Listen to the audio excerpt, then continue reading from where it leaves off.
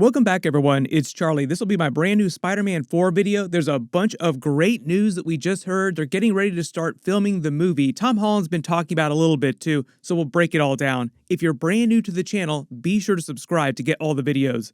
There's going to be a lot of Spider-Man related stuff happening in 2024 and 2025. So like we have the Spider-Man Freshman Year TV show that's coming at the end of 2024. They've actually renamed that Friendly Neighborhood Spider-Man, I think to avoid some confusion about where it fits in the multiverse in the grand scheme of things.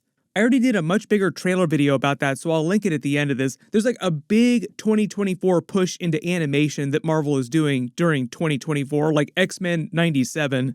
And it is full Morbin time in 2024 for Sony. Like there's the Madam Web movie, which is kind of like Morbius for women. And then there's also the Kraven movie, It's Kraven Time, coming later in the year.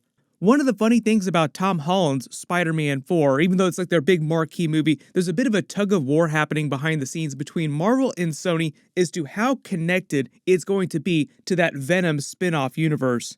Basically, Sony wants it to be full Morbin time for Tom Holland's Spider-Man, like bring him into our universe, because there was that big Morbius post-credit scene where they referenced Spider-Man, and then this big Sinister Six spin-off movie that they're setting up. They want to have a big Sinister Six franchise separately from the Venom movies and all these other movies. That's where they're setting it up in the Morbius post-credit scene. Has to do with Spider-Man, I think. I'm still figuring this place out, but I think a bunch of guys like us should team up.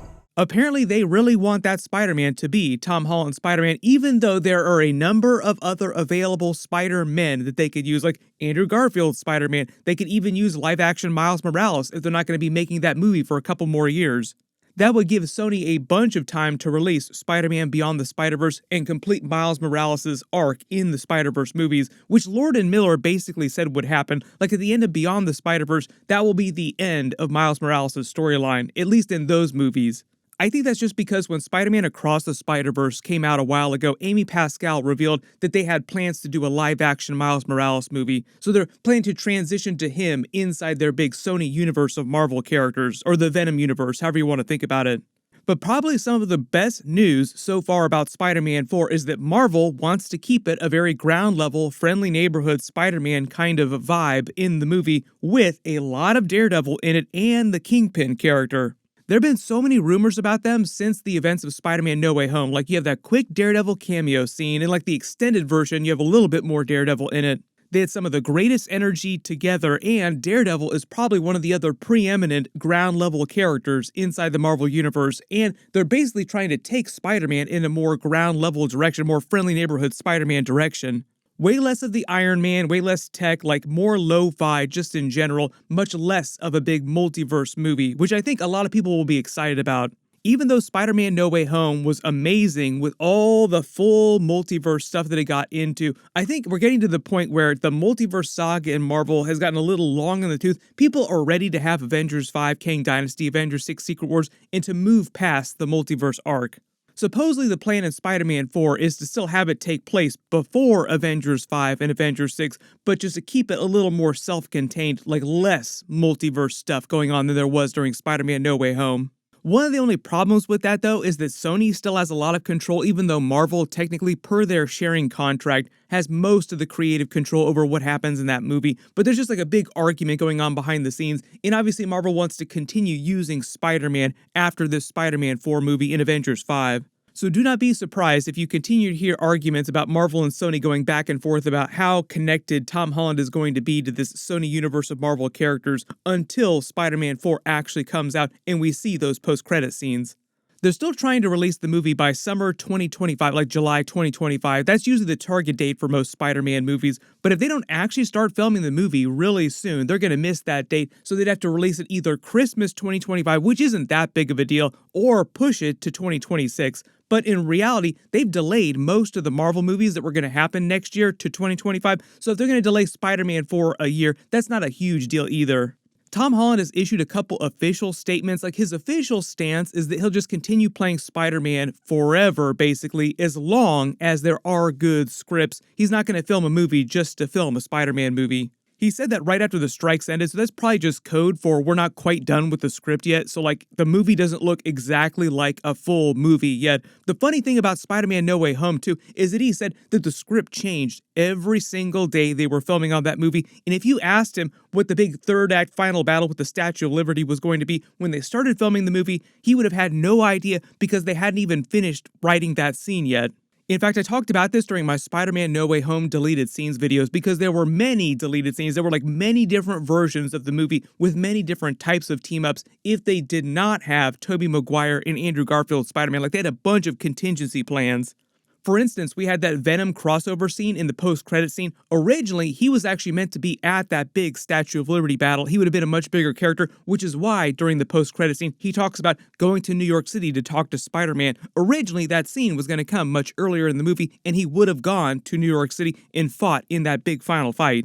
Probably explaining how Tom Holland's Spider-Man winds up getting the symbiote too, because he would have left the piece of the symbiote closer to New York City where it would come into contact with Tom Holland's Spider-Man. As far as I know, though, Spider-Man 4 will not be the actual start of the symbiote saga. They're pushing that off just like a little bit later in the story, but they might tease it a little bit during the movie, like the symbiote piece might get a little bit closer to him in some of the post-credit scenes.